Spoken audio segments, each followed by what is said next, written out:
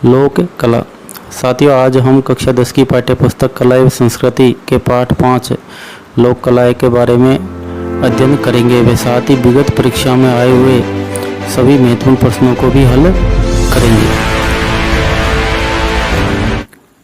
लोक कलाएं आम इंसान के द्वारा बिना किसी तामझाम प्रदर्शन के जो अपनी स्वाभाविक कलाकारी को चित्र, संगीत, नृत्य आदि के रूप में पेश किया जाता है तो वह लोक कला कहलाती है। वास्तव में लोक कलाएं संस्कृति की वास्तविक भाग व प्रस्तुतकर्ता होती है। राजस्थान की प्रमुख लोक कलाएं। साजी। साजी दशहरे से पूर्व श्राद्ध पक्ष में बनाई जाती है। कुंवारी कन्या सफेद पुती दीवार पर 15 दिन तक लगातार गोबर से आकार उकेरती है और उसका पूजन करती है। तो साजी दशहरे से पूर्व श्राद्ध पक्ष में बनाई जाती है। इसे कई नामों से जाना जाता है, जैसे साजी, संजूली, साजूली, सिंजी, साज, होजी, हैजा आदि नामों से जाना जाता है।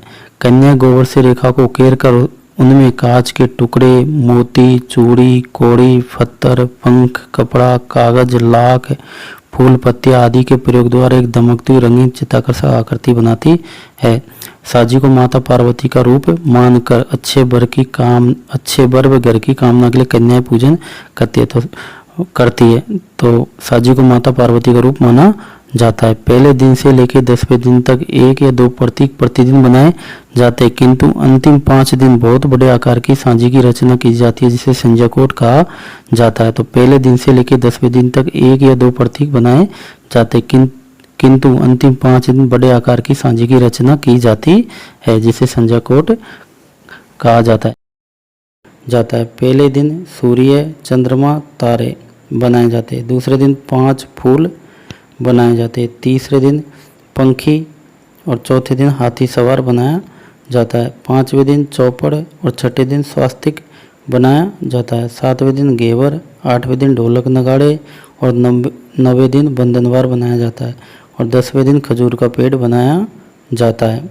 और आखिरी 5 दिन संजाकोट में बीचों बीच सबसे बड़े आकार की साजी माता व मानव, पशु पक्षी, प्रकृति आदि का चित्रण किया जाता है। आखिरी 5 दिन बड़े आकार की साजी का निर्माण किया जाता है। मांडने दीवारों को अलंकृत करने के लिए बनाए जाते हैं, जैसे घर की देहड़ी, चौखट, आंगन, चबूतरा, चौक, घड़ा रखने का स्थान, पूजा स्थल आदि पर ये मांडने अंकित किए जाते हैं। मांडने विशेषकर त्योहारों पर बनाए जाते हैं।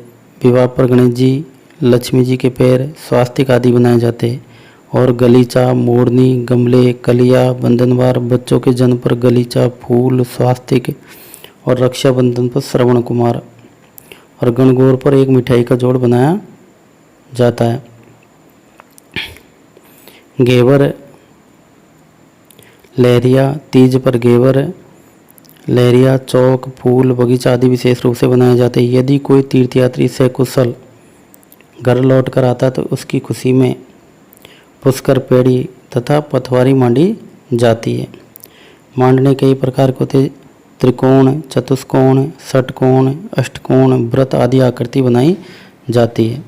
ये मांडने अत्यंत सरल होते हुए भी अमूर्त और ज्यामितीय शैली का अद्भुत सम्मिश्रण है। अगली लोक कला है फड़। भीलवाड़ा के शाहपुरा कस्बे में छिपा जाति के जोशी चितेरे द्वारा पट चित्रण किया जाता है, जिसे राजस्थानी भाषा में फड़ कहा जाता है। तो राजस्थान में फड़ चित्रण का कार्य भीलवाड़ा जिले के शाहपुरा कस्बे में छिपा जाति के जोशी चितेरे करते हैं। भीलवाड़ा निवासी श्रीलाल जोशी इस शैली के प्रमुख चित्रकार हैं। श्रीलाल जोशी के अलावा शांतिलाल जोशी, जयपुर के प्रदीप मुखर्जी भी प्रसिद्ध चितेरे हैं।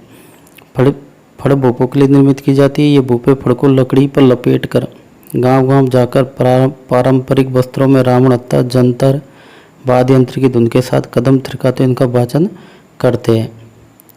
यह लोक नाट्य, गायन, वादन, मौखिक साहित्य, चित्रकला, लोक धर्म का एक अनूठा संगम है। इसमें लोक देवताओं के जीवन के अनेक प्रसंगों और उनसे संबंधित चमत्कारों को चित्रित किया जाता है। तो फड़ में लोक देवताओं के चमत्कारों को चित्रित किया जाता है। चित्रों में प्रमुख आकृति को सबसे बड़ा बनाया जाता है और अन्य आकृतियों को उनके अनुपात में थोड़ा छोटा बनाया जाता है। रंगों का प्रतीकात्मक प्रयोग भावों की अभिव्यक्ति में सहायक है, जैसे देविया नीली, देव लाल, राक्षस काले, साधु सफ़ेद और पीले, और सिंदूरी लाल और शौर्य वीरता के प्रतीक है। फड़ के लिए सर्वप्रथम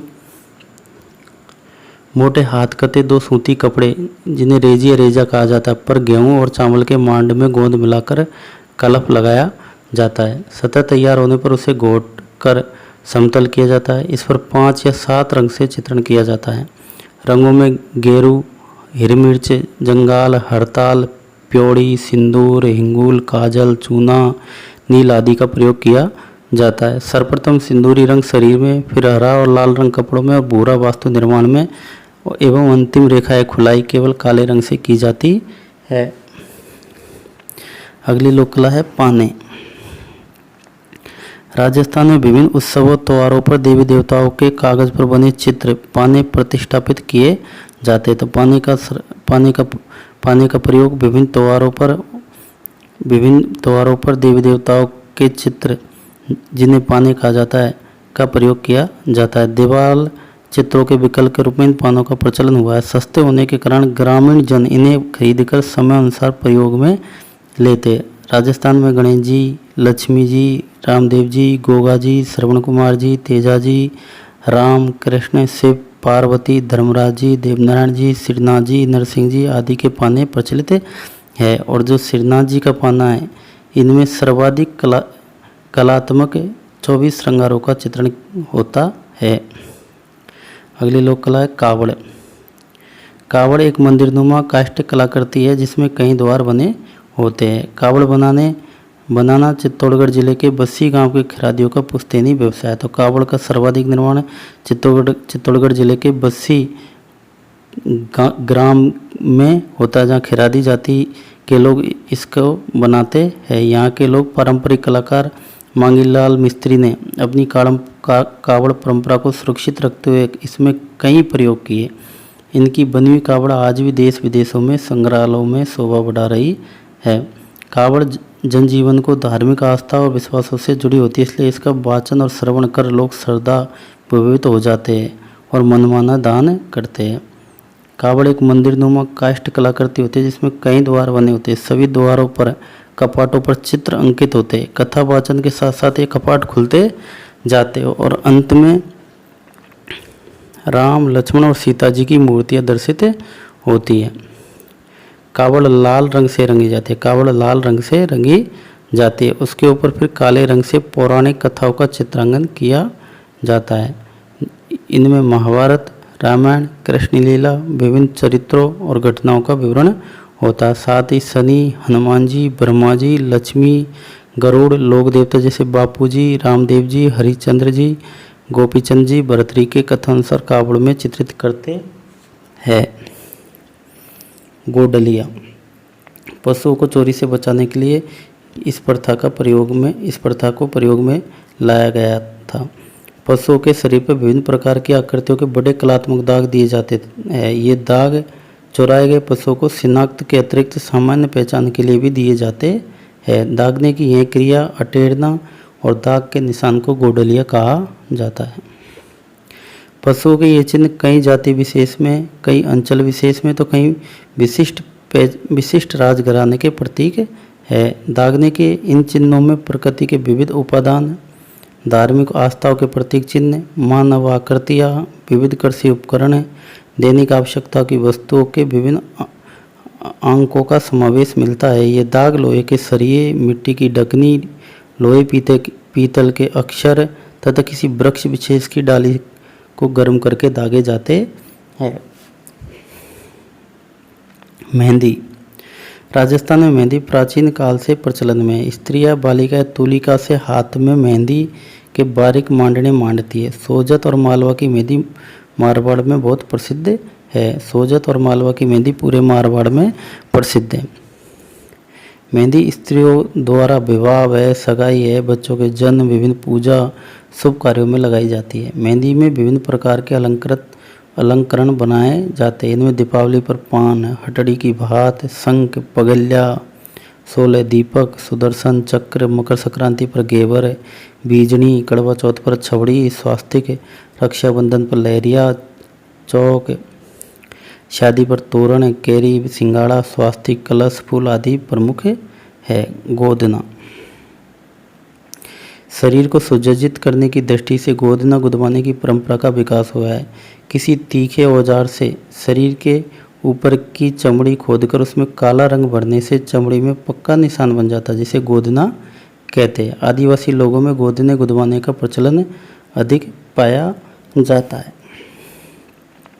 पर्याप्त धन व आभूषणों के अभाव में शरीर के विभिन्न अंगों में गोदने गुदवाने से अपनी सौंदर्य भावना को संतुष्ट करते। स्त्रियां ललाट पर जैसे चांद है, तिलक है गुदवाती है और आँख को तीर के समान पैनी दर्शाने हेतु नीचे की पलक के साथ साड़ियाँ गुदवाती है।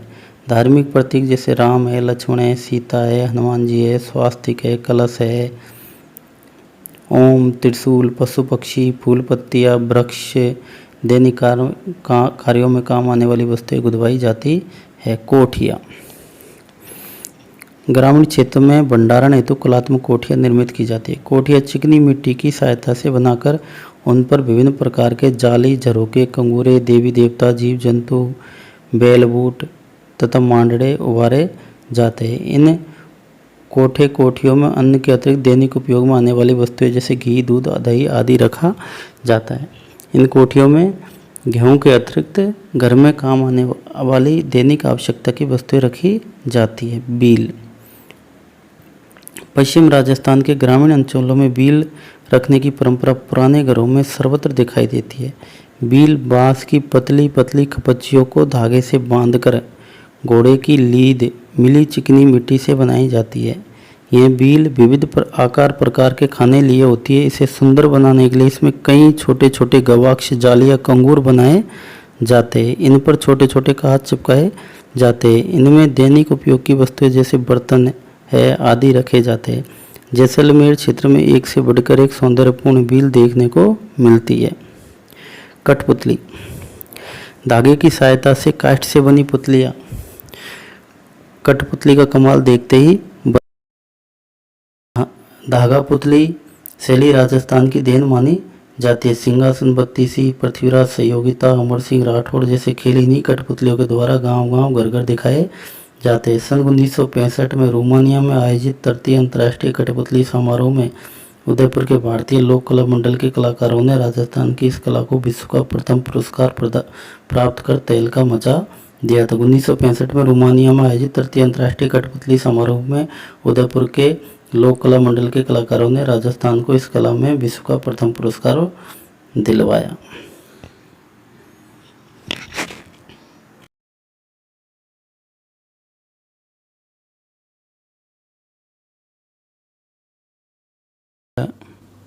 राजस्थान की कला एवं संस्कृति, लोक कलाएं महत्वपूर्ण 50%। राजस्थान की फड़ चित्रण का प्रमुख केंद्र कौन सा है? शाहपुरा, किशनगढ़, निम्बाहेड़ा, नाथद्वारा। तो राजस्थान की फड़ चित्रण का प्रमुख केंद्र है शाहपुरा। शाहपुरा के अलावा भीलवाड़ा, चित्तौड़गढ़ भी प्रमुख फड़ चित्रण के केंद्र है। यहाँ पर फड़ चित्रण का कार्य जोशी गोत्र के छिपे करते जिन्हें चितेरा कहा जाता है। प्रश्न नंबर 2, सबसे प्रसिद्ध अंतर्राष्ट्रीय ख्याति प्राप्त फड़ चितेरे रहे हैं श्रीलाल जोशी, श्यामलाल जोशी, रामकरण जोशी, श्री जोशी। सबसे प्रसिद्ध अंतर्राष्ट्रीय ख्याति प्राप्त फड़ चितेरे श्रीलाल जोशी रहे हैं। इन्हें 2006 में पद्मश्री सम्मान से सम्मानित किया गया। अन्य प्रसिद्ध चितेरे शांतिलाल जोशी, नंदकिशोर जोशी और प्रदीप मुखर्जी है। कौन सी फड़ भारतीय डाक विभाग ने 5 रुपये का डाक टिकट जारी किया? रामदेव जी की फड़, बापू जी की फड़, देवनारायण जी की फड़, गोगा जी की फड़। तो इसका सही आंसर होगा देवनारायण जी की फड़। श्रीलाल जोशी ने देवनारायण जी की फड़ की रचना की, जिस पर भारतीय डाक विभाग ने डाक टिकट जारी किया।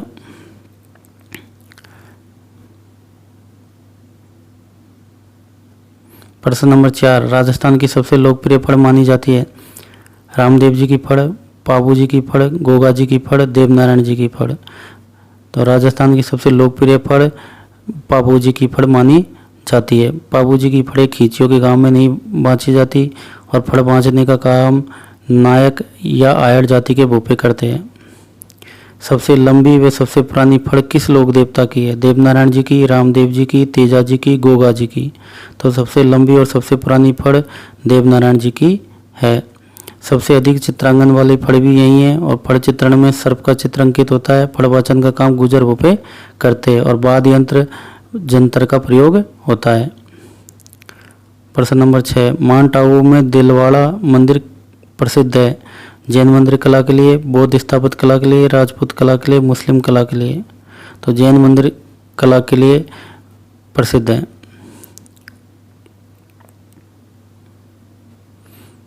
प्रश्न नंबर 7, ग्रामीण अंचल में घर की छोटी मोटी चीजों को सुरक्षित रखने हेतु बनाई गई मिट्टी की महलनुमा चित्रित आकृति को क्या कहा जाता है? मांडना, थापना, बील, बेबान। ग्रामीण अंचल में घर की छोटी मोटी चीजों को सुरक्षित रखने के लिए मिट्टी की महलनुमा चित्रित आकृति को बील कहा जाता है। मेघवाल जाति की महिला इस काम में निपुण होती है और यह विशेषकर पश्चिम राजस्थान में बनाए जाते हैं। राजस्थान में कावड़ बनाने का कार्य सर्वाधिक किस स्थान पर किया जाता है? शाहपुरा, फागी, फतेहपुर सीकरी, बस्सी। राजस्थान में कावड़ बनाने का सर्वाधिक काम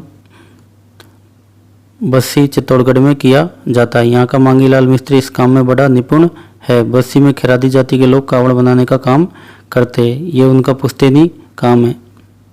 विवाह के समय काम लिया जाने वाला लकड़ी कलात्मक तोरण का निर्माण सर्वाधिक कहाँ पर होता है? कोटा, उदयपुर, जोधपुर, जयपुर।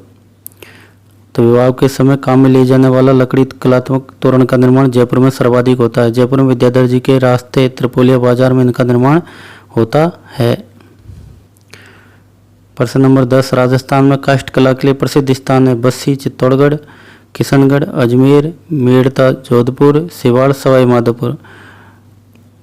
तो राजस्थान में काष्ठ कला के लिए प्रसिद्ध बस्सी, चित्तौड़गढ़ है।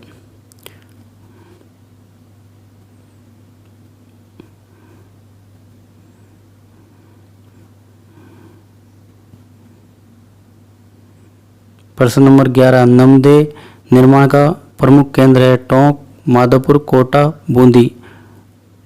तो नमदे निर्माण के लिए टोंक प्रसिद्ध है। टोंक उन्हीं नमदों के लिए प्रसिद्ध है। राजस्थान में हाथी दांत का काम कहाँ पर होता है? जोधपुर, बीकानेर, अलवर, जयपुर। तो राजस्थान में हाथी दांत का काम सर्वाधिक जयपुर में होता है। जयपुर इस काम के लिए पूरे विश्व में प्रसिद्ध है। ब्लू पोट्री की प्रसिद्ध कला इससे पूर्व किस नाम से जानी जाती थी? नीलगिरी, जामदानी, कामचीनी, कोई नहीं। तो ब्लू पोट्री की प्रसिद्ध कला इससे पूर्व कामचीनी के नाम से जानी जाती थी। ब्लू पोट्री के लिए जयपुर प्रसिद्ध है। इस कला को जयपुर के शासक राम सिंह प्रथम लाहौर से जयपुर लेकर आए थे।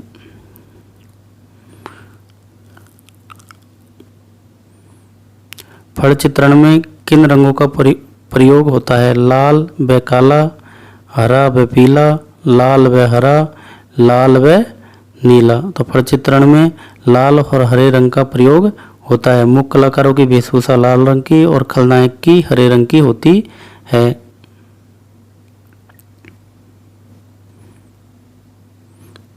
निम्नलिखित में से राजस्थान का मांडनी है? लक्ष्मी गणेश जी के चित्र, सातिया, मंगल कलश, उपरोक्त सभी। तो निम्नलिखित में से राजस्थान के मांडने उपरोक्त सभी है। अन्य मांडनों में ग्रह, नक्षत्र, सूरज, चांद, दीपक, मोर, पक्षी प्रमुख मांडने हैं। राजस्थान में कठपुतली का काम निम्न में से किस स्थान पर होता है? उदयपुर, जयपुर, चित्तौड़गढ़, उपरोक्त सभी। तो राजस्थान में कठपुतली का काम उदयपुर, जयपुर, चित्तौड़गढ़, उपरोक्त सभी में होता है। अगला प्रश्न, किस फड़ का वाचन नहीं किया जाता? तेजा जी की फड़, गोगा जी की फड़, महिषासुर की फड़, भैंसासुर की फड़। तो भैंसासुर की फड़ का वाचन नहीं किया जाता है। अगला प्रश्न, प्रश्न नंबर 18, पूरे भारत में किस स्थान की सांची प्रसिद्ध है? नाथद्वारा, कांकरोली, बिजोलिया, किशनगढ़। तो पूरे भारत में नाथद्वारा की सांची प्रसिद्ध है। नाथद्वारा के श्रीनाथ जी के मंदिर की केले की सांझी कदली के पत्तों की भारत भर में प्रसिद्ध है। हीड़ क्या है? मिट्टी की मटकी, मिट्टी का बना हुआ दीपक, लकड़ी के खिलौने, गोबर के उपल। तो हीड़ मिट्टी का बना हुआ दीपक है। मिट्टी का बना हुआ पात्र जिसमें तेल का दीपक जलाकर दीपावली के दिन अपने मिलने वालों के यहाँ रखकर आते हैं उसे हीड़ कहा जाता है।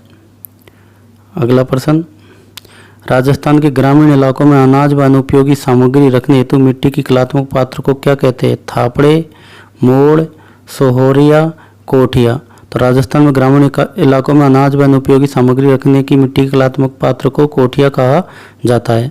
प्रश्न नंबर 22, राजस्थान में तलवार व ढाल बनाने का सर्वश्रेष्ठ काम कहाँ पर होता है? जयपुर, सिरोही, उदयपुर, जोधपुर।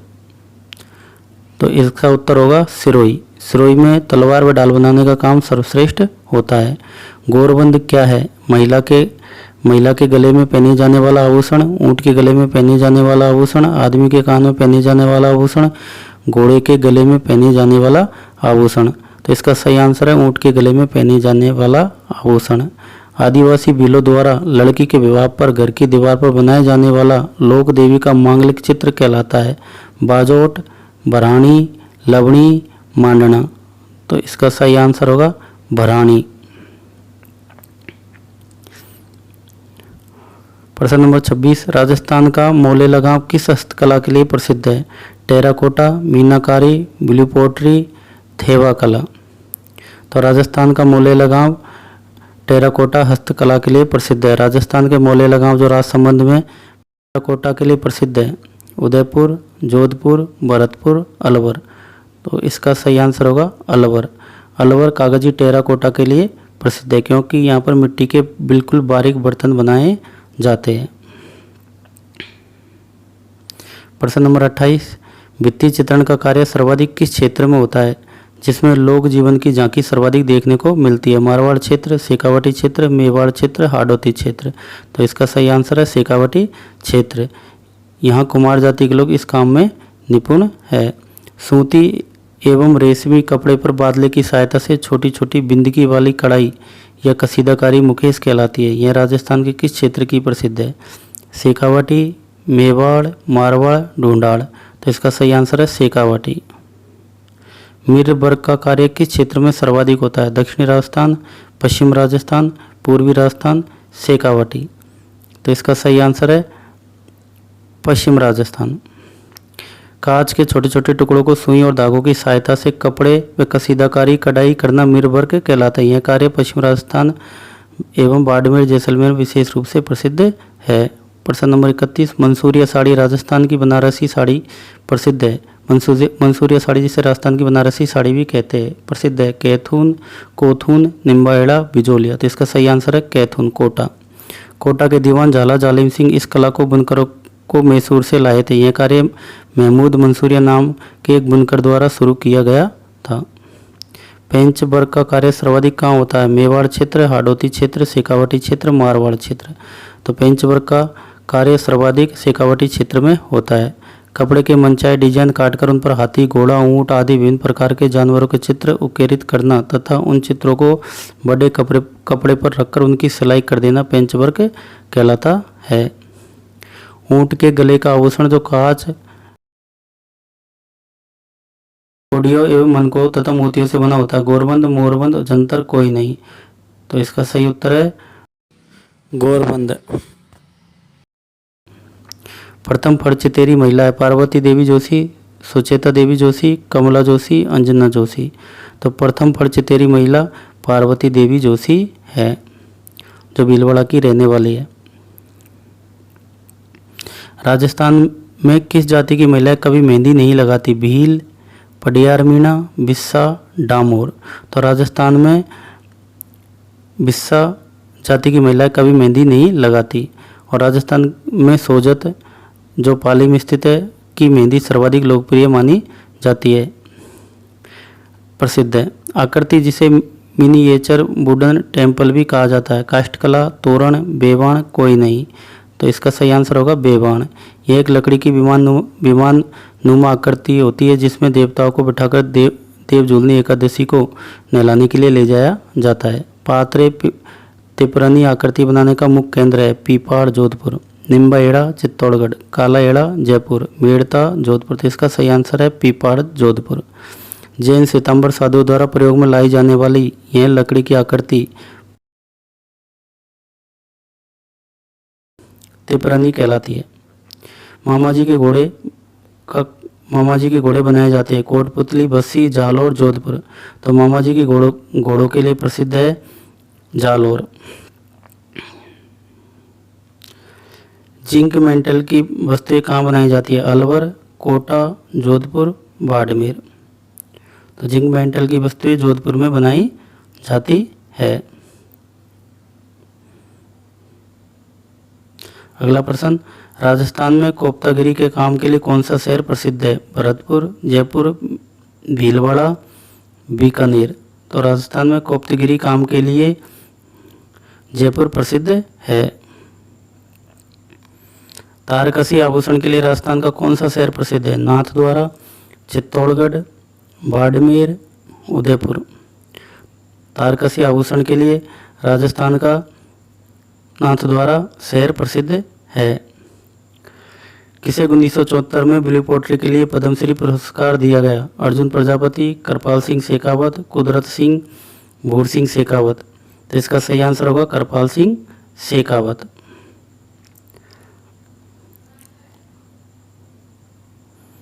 प्रश्न नंबर 45, धातु से बनी हुई वस्तु पर सोने के पतले तारों की कढ़ाई को कहा जाता है? हस्तकला, कोफ्तगिरी, कुंदन, मीनाकारी।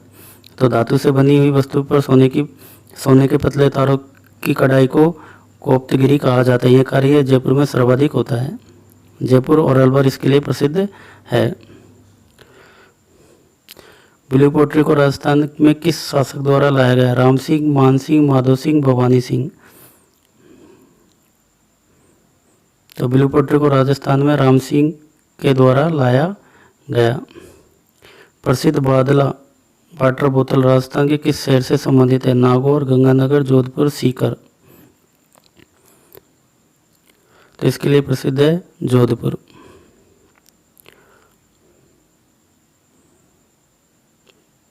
नारियल की कलात्मक गुड़िया बनाने का काम कहाँ पर होता है? भीलवाड़ा, कपासन, चित्तौड़गढ़, किशनगढ़, अजमेर, उदयपुर, नाथद्वारा, जोधपुर, बीकानेर। तो नारियल की कलात्मक गुड़िया बनाने का काम राजस्थान में सर्वाधिक भीलवाड़ा और कपासन में होता है।